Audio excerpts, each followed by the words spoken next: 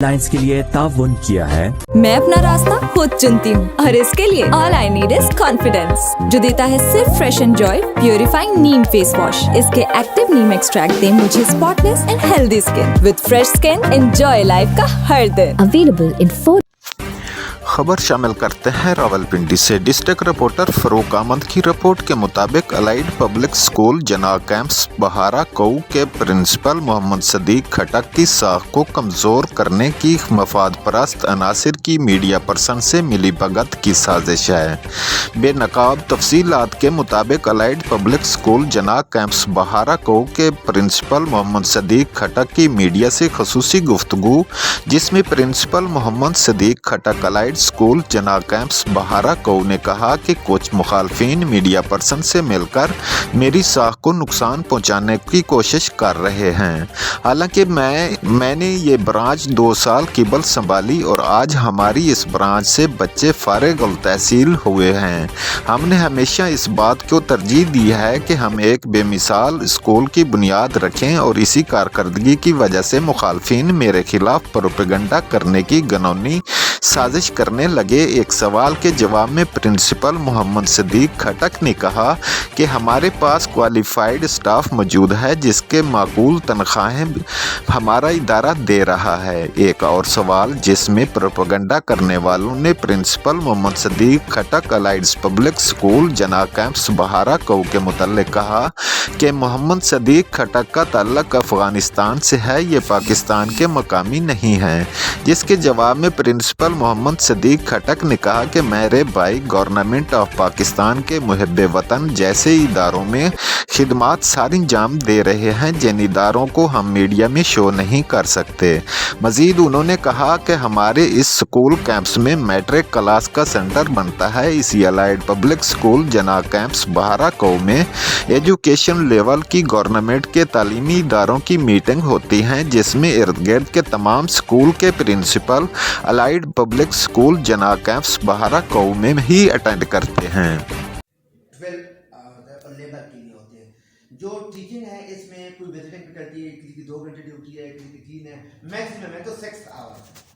तो यहाँ के लिए क्राइटेरिया डिफरेंट है, वो फार्मूला इस पे पूरा नहीं होता। ठीक है, यानी यहाँ पे टाइमिंग कम है आपका कहने का? हाँ, टाइमिंग कम है और उसमें भी बात दफा फर्क है। मेरे पास केमिस्ट्री टीचर है, मुझे 9th में केमिस्ट्री के पीरियड की जरूरत है और 10th में केमिस्ट्री की पीरियड, वो 2 पीरियड लेके अपने चला जाता है।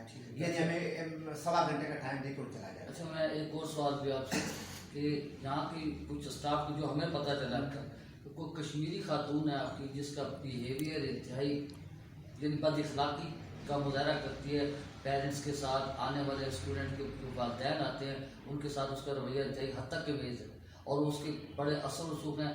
आप तक तो उसकी रसाई है या अदरवाइज उसकी बाहर भी रसाई, उसको काफ़ी रसाई हासिल है जिसकी बिल बूते पे वो खांसी यानी बंदों के साथ हद तक के मेज़ रवैया उसका, खासकर क्यों यहाँ के पेरेंट्स आते हैं बच्चों के उनके साथ, इस सिलसिले में आप क्या कहते हैं? देखो, एक तो ये है कि कश्मीरी खवातीन मेरे पास तादाद में 7 है, एक नहीं है 7 है। सात है। अब उसमें चीज ये है कि जब ये दारा मुझे हैंड ओवर हुआ इसमें तादाद थी 142। 2 साल के दौरान बाई चांस से 7 खवातीन में से 5 खवातीन कश्मीरी पहले से इस इदारे में एग्जिस्ट करते हैं। मैं आया हूँ मुझसे पहले आपने भी रखी हो, आपसे मुझसे पहले से थी। अब मुझे 142 में मिली, इस वक्त इदारे की तादाद है 280। तो अब अगर और ये इनकी काविश है, एक कश्मीर की नहीं, जितना भी स्टाफ है इन स्टाफ की काविश है कि उसमें मैं इधर एक सेक्रेटरी अथॉरिटी बैठा हूँ, चेयर पे बैठा हूँ, अगर वो अच्छा ना पढ़ाए, मैं बहुत भी अच्छी जुबान इस्तेमाल करूँ तो लोग दाखिल नहीं करेंगे। अगर उनका बिहेवियर अच्छा ना हो तो देखो इदारा तरक्की है। और जब मैं आया हूँ ये इदारा रजिस्टर्ड भी नहीं था, मैंने रजिस्ट्रेशन करवाई। ये इदारा एफिलिएटेड भी नहीं था, मैंने एफिलिएशन करवाई। और उसके अलावा इसमें 130-140 बच्चों का इजाफा हुआ मेरे आने के बाद और इन स्टाफ की मौजूदगी, कोई सी बात नहीं। अब प्रॉब्लम क्या है? प्रॉब्लम ये है कि एक बंदे की तरफ आपके 20,000 रहते हैं, फटे 4,000 उसकी फीस है, 5 महीने की बकाया जाता है। अब अगर उससे डिमांड की जाए तो वो कहते हैं आपका रवैया ठीक नहीं।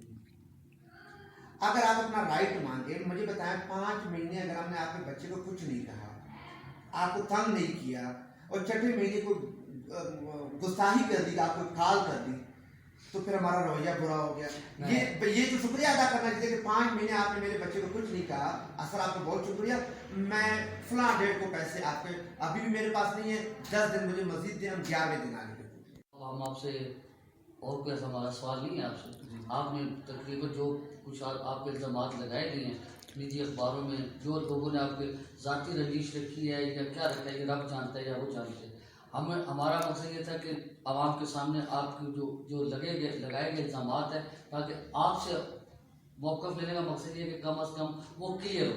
जो हमें पता चली है करप्शन के मामले में, आप क्या कहते हैं करप्शन के मामले में, कहते हैं स्कूल में तो करप्शन स्कूल के साथ हो सकती है, स्कूल वाला तो करप्शन कर ही नहीं सकता।